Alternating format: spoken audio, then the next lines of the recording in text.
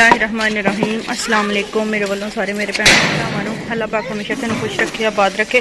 जो दुख तकलीफा अल्लाह पाक दूर करे, थोड़ी जिंदगी खुशियां ही खुशियां भर दे। आमीन सुम्मा आमीन। वीडियो शुरू करने से पहले एक रिक्वेस्ट कि अगर तुम साडा चैनल देसी विलेज ब्लॉग सबसक्राइब नहीं किया तो सबसक्राइब कर लो, जो बैल का बटन है प्रेस कर लो ताकि साड़ी आने वाली हर वीडियो पर वक्त मिल सके। अच्छा जी, मतलब दियाँ अज़ाना हो रही वा तो कुछ काम करने वाले रहते वो कर लें। और भाभी मैं अवश का कमरा सैट कर दिता वा तो वो जर्सी नहीं मैंने मिल रही, फिर मैं ना कॉल करके पुछती हूँ। अच्छा जी, सफाई सारी की सिर्फ है वाले स्टेज वाली जगह रही है, इतने नहीं फेरिया क्योंकि इतने वाले स्टेज जो बनया से वो पिया वा। तो हिबा जी खेल रही है मार अदना बिस्तरी हले पे क्योंकि पुप्पो लोग नहीं लेते हैं मेहमान के काम। देखो हले भाई जो ना समान चुकन डे आ। इधर मिल लगता देगा पे वा सालन काफ़ी ज़्यादा वध गया। फिर मामू लोगों गाँव जिते सारा दिता वा, इतने भी सफाई करा ताए लोग उन्हीं चले गए। अच्छा जी, यह चेयर चुकती हैं बस ख्याल ने बस 2 चेयर रखनिया वा। जो टेबल आ सैट कर दी तो फिर इस कमरे भी ना मैं ना झाड़ू दे देव। भाई फ्याज के कमरे तो सब तो पहले मैं भाभी मैं बच्चा सैट किया वा क्योंकि भाई फ्याज की हिम्मत मेरे भाई फ्याज ने बैठते कम से कम 4-4 5-5 जी सौंदे थे। इस कमरे की सफाई नहीं की तो मैं हूँ ना इस रूम की भी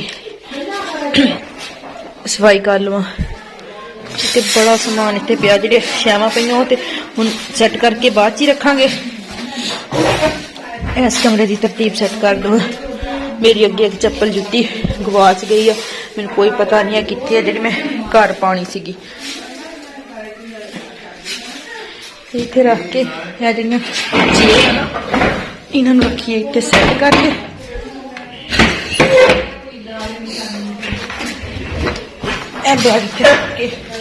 बाकी जो जूते वगैरह सारा कुछ कैरी ये मेरा ही है क्योंकि भाई ख्याल ने सिर्फ मैनू इस रूम च समान रखन दिता वा, होर किसी रूम नहीं रखन दिता।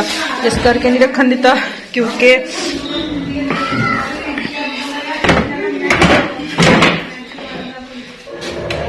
हाँ जी 2 कुर्सियां आनियां 3 नहीं आनियां। यह कपड़ा जो जुत्तियां साफ करने वाला इतनी रख लेंदी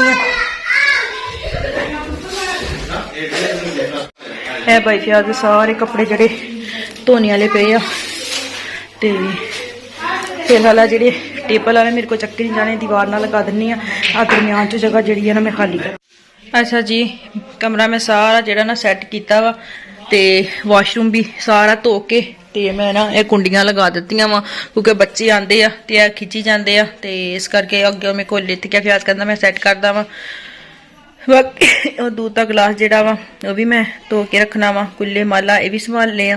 तो मैं इन्नी ज़्यादा परेशान सी परेशानी की वजह यह है कि मैनू लगता सी कि असी जी जर्सी है ना पार्लर से छड्डी आई हाँ।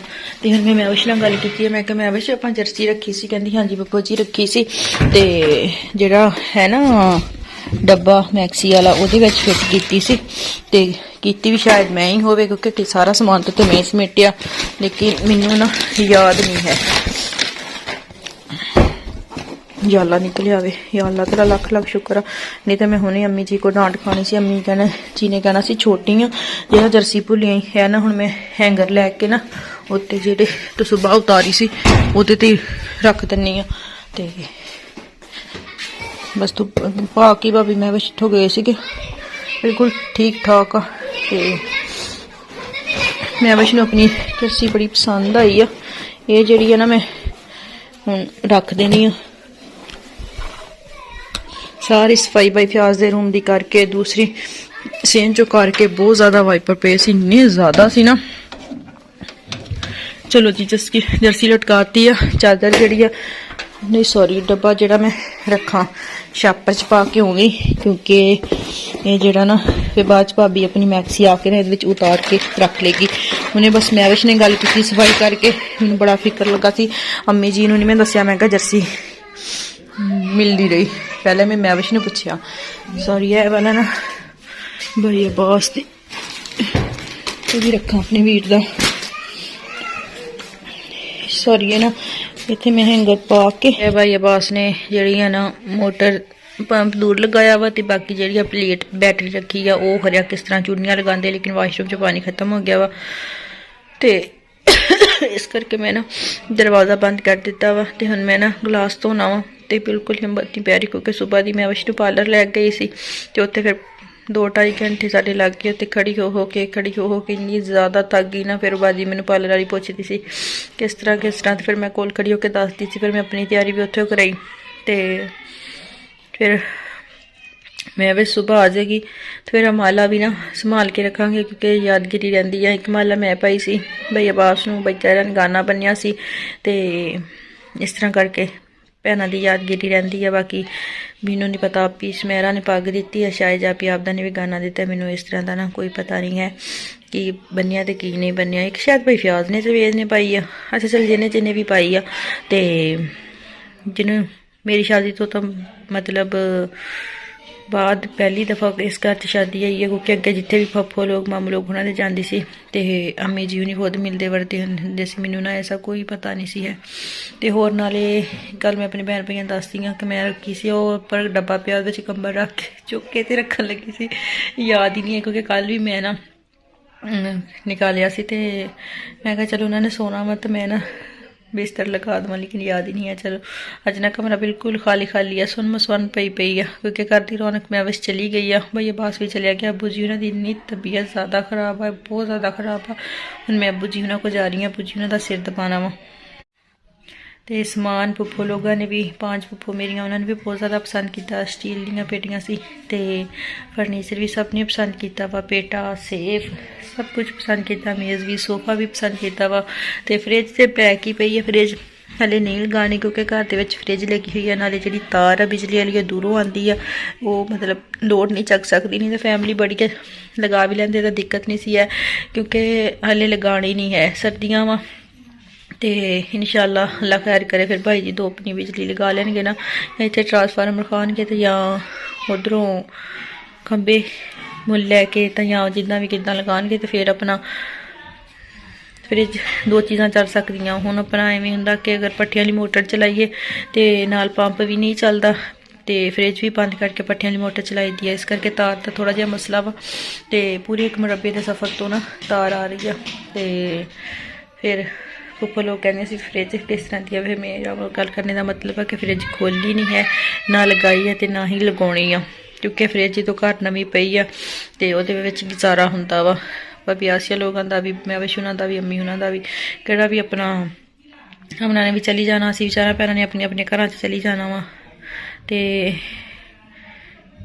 सर्दियों के तो बर्फ भी नहीं जरूरत नहीं पैंदी क्योंकि बर्फ की फ्रिज बड़ी फ्रिज है अम्मी उन्हों की तो सारदी आ क्योंकि फिर अगर मिस्त्री भाई लगे हो कोई मेहमान आए हो तो फिर तो किसी की फ्रिज भावें बड़ी है भावें छोटी है फ्रिज नहीं गुजारा करती। तो फिर अपना बंदा मुल लिया वा बाजारों। अच्छा जी हुण मैं चलदी हाँ तो शाम का खाना खानी हाँ तो भाई फ्याज ने कहा मैंने मेरे कमरे की सैटिंग करवानी है, मैं कहा ठीक है भाई मैं ना करवा दिनी हाँ। टाइलां कितनियां प्यारियां लगन डईयां वा, वाली टाइल कितनी प्यारी आ, 4 नौकरी फुल विच दरम्यान च। अच्छा हुण मैं चलदी हाँ क्योंकि मैं अपना मोबाइल इस कमरे चार्ज लगाया सी, दूसरे कमरे च सफाइयां नहीं हले हुई तो नाले बच्चे उतार के नस जाते हैं।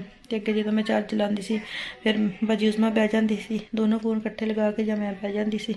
मेरा चार्ज देख सकते थे, देख ले भैन भाई चार्ज इतने लगा तो हुण फोन चार्ज हो गया। हुण मैं जानी हाँ, अम्मी लोग आवाज़ दे रहे हैं, अम्मी जी कह रहे कि आके अपनी पुप्पो उन्होंने खाना दियो, खाना दे के फिर अबू जी उन्होंने दबाना वा, सिर दबाना वा, बुखार बहुत ज़्यादा वा।